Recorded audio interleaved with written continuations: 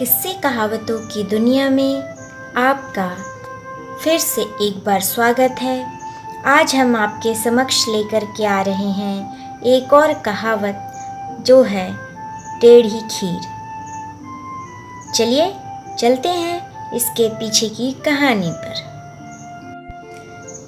एक दिन गांव के मुखिया के घर भोज था। लोगों ने खाने की बड़ी बड़ाई की। बहुत सारे पकवान बने थे।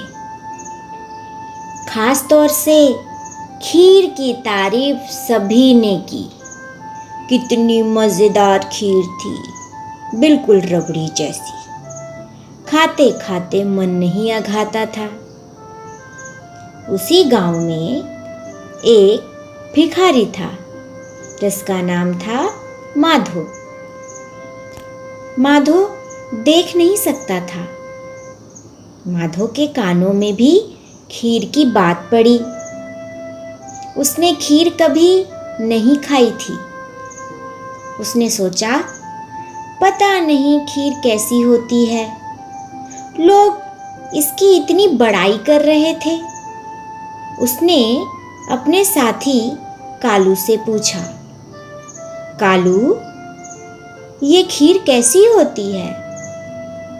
उसके दोस्त कालू ने जवाब दिया, और कैसी होती है, उजली होती है। अब तो बेचारा माधो क्या जाने उजला, लाल और पीला कैसा होता है। उसने तो कभी देखा ही नहीं। वह तो जन्म से ही नेत्रहीन था।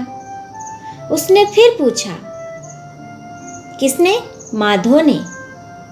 भैया, उजला कैसा होता है? अब तो कालू कठिनाई में पड़ गया। इधर उधर देखने लगा, कैसे समझाए इसको। तभी पोखर अर्थात तालाब के किनारे एक बगुला दिखा।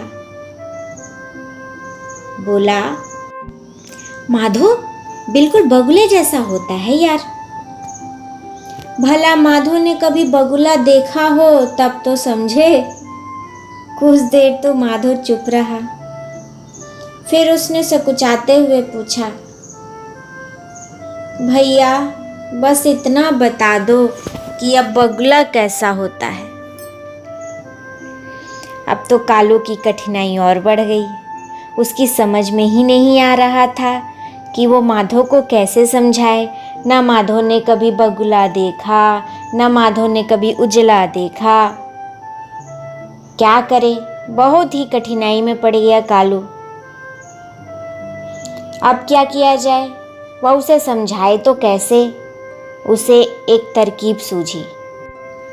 तब कालू ने अपनी बाह को कोहनी पर से मोड़ा, फिर हथेली पर से थोड़ा और मोड़ा, और उसके बाद माधो का हाथ पकड़कर उसे अपना हाथ टटोलने को कहा।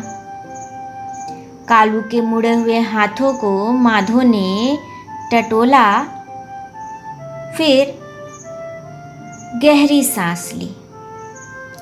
लगता है माधो को समझ में आ गया कि खीर कैसी होती है, लेकिन कालू ने तो अपने हाथों के द्वारा बगुले को समझाना चाहा था।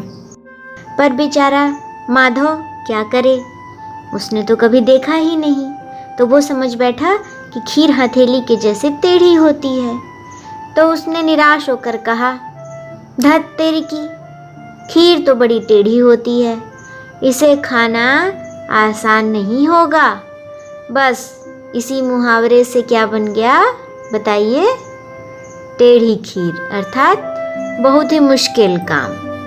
तो हो गई हमारी कहानी पूरी।